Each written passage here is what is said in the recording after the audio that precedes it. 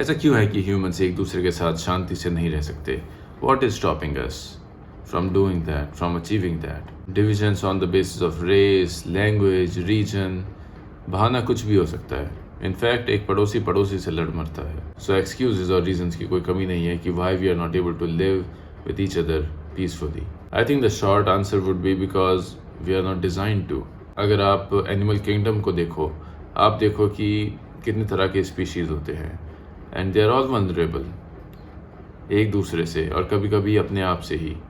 जानवरों के ट्राइब्स होते हैं, ट्राइब्स में भी कोई अल्फा होता है, कोई बीटा होता है, कोई पावरफुल होता है, कोई पावरलेस होता है। आई थिंक इन्हीं चीज़ों को एड्रेस करने के लिए एक सोसाइटी या सिविलाइजेशन का क्रिएशन होता है, जो humans being the most intelligent species, उन्होंने टाइम टू टाइम दुनिया भर में कई जगहों पर किया है। इन सिविलाइजेशंस का मेन गोल ये था कि इस डिफरेंसेस को, या फिर ये जो रीजंस होते हैं ऑफ कॉन्फ्लिक्ट या reasons to be violent with each other, या reasons to be not coexisting peacefully with one another, उन चीज़ों को हम सभी मिलकर, सारी सिविलाइजेशन मिलकर उनको एड्रेस कर सके, उनको देख सके, उनको जांच परख कर जो भी सही बात है वो सोसाइटी में इम्प्लीमेंट करी जाए। But I think along the way, due to this excessive power, या एक ज़मींदारी माइंडसेट होता है, या उसे कह लो कि exerting power over somebody else, making somebody your slave, या फिर आपकी आप राजा बने, बाकी सब प्रजा बने। नेशन स्टेट्स हो जाते हैं, उनकी सॉवरेनिटी हो जाती है, आइडियोलॉजीज़ हो जाती हैं, फिलोसफीज़ हो जाती हैं, कंट्रीज़ हो जाती हैं, डिफरेंसेस बहुत होते जाते हैं, और इवेंचुअली उन सबको एड्रेस करा जाता है कॉन्फ्लिक्ट या वॉर से। So the short answer to why we are not able to live with each other peacefully is, I think, corruption. It's because of the corruption in the minds of the leaders and people in powerful positions.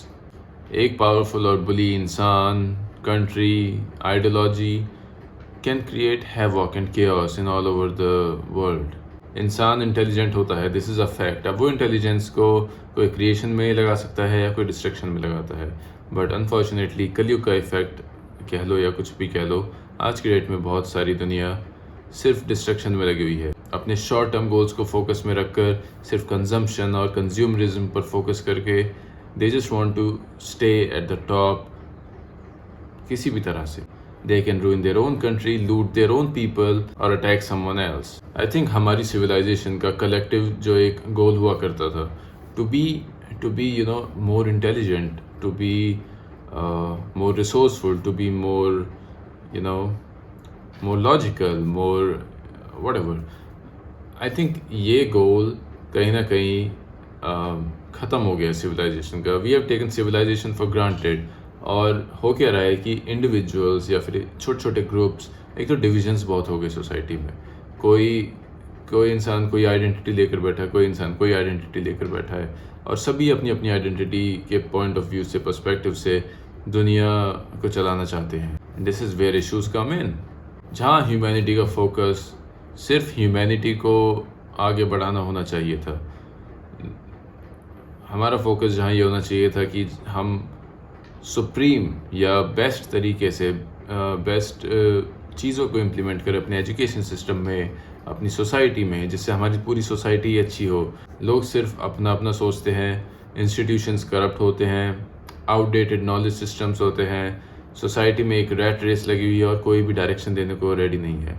और जिनके पास अच्छा खासा पैसा है वही society के लपड़ों चपड़ों में पढ़ना ही नहीं चाहते, वो इतने एडिट हो गए हैं कि वो अलग ही आसमान में जीते हैं। सिविलाइजेशन एक तरह से डायरेक्शन लेस हो गई है, कोई दिशा दिखाने वाला नहीं है आज की डेट में, and that is why the societies are breaking down. तभी वर्ल्ड लीडर्स बच्चों की तरह एक्ट करते हैं, क्योंकि एक आइडियोलॉजिकल या फिर एक जैसे कहते हैं कि डायरेक्शन या फिर एक कलेक्टिव फोकस सोसाइटी का नहीं रहा, because we are all distracted with our phones, with news, with 1000 different OTT platforms to suck in our attention. We are not focused, we are not thinking clearly, and the same thing is reflected in in the world leaders, in politics, in whatever you may say.